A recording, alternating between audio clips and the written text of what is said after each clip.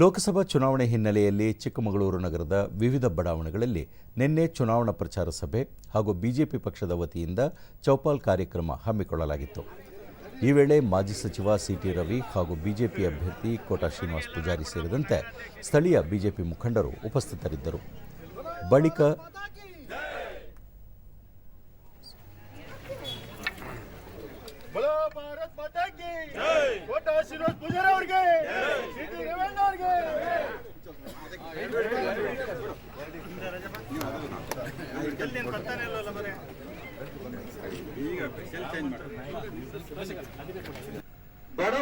ಬಳಿಕ ಸಿಟಿ ರವಿ, ಪ್ರಧಾನಿ ನರೇಂದ್ರ ಮೋದಿ ಅವರ ಸರ್ಕಾರ ಜನಸಾಮಾನ್ಯರಿಗೆ ಅತ್ಯಂತ ಉನ್ನತವಾದ ಕೊಡುಗೆ ನೀಡಿದೆ.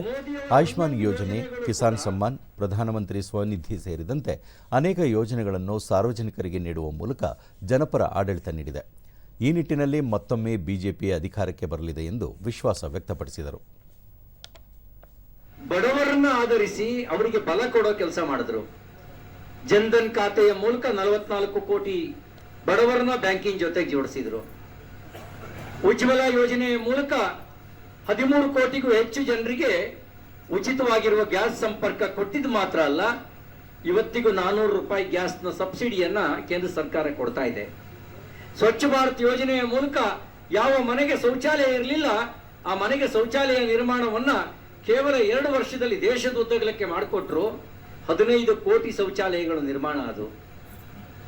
ಈಗ ಜಲ್ ಜೀವನ್ ಮಿಷನ್ ಯೋಜನೆಯ ಮೂಲಕ ಮನೆ ಮನೆಗೆ ನಲ್ಲಿಯ ಮೂಲಕ ನೀರು ಕೊಡುವಂತ ಯೋಜನೆಯ ಕಾರ್ಯ ನಡೀತಾ ಇದೆ.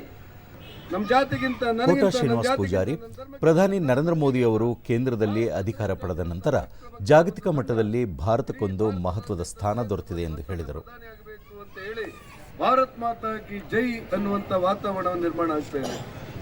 ಮತ್ತೊಂದು ಮಗ್ಗಲನ್ನ ನೀವು ನೋಡಬೇಕು. ಭಾರತ ದೇಶದ, ಅದರಲ್ಲೂ ಕರ್ನಾಟಕ ರಾಜ್ಯದ ರಾಜಕಾರಣದ ಮತ್ತೊಂದು ಮಗ್ಗಲನ್ನು ನೀವು ನೋಡಿದರೆ, ಯಾವ ರಾಷ್ಟ್ರಭಕ್ತರೆಲ್ಲ ಒಟ್ಟಾಗಿ ಒಂದಾಗಿ ಭಾರತ್ ಮಾತಾ ಕಿ ಜೈ ಅಂತ ಹೇಳ್ತಾ ಇದ್ದಾರೋ, ಮತ್ತೊಂದು ಮಗ್ಗಲಿನಲ್ಲಿ ಕರ್ನಾಟಕದ ವಿಧಾನಸೌಧದ ಒಳಗೆ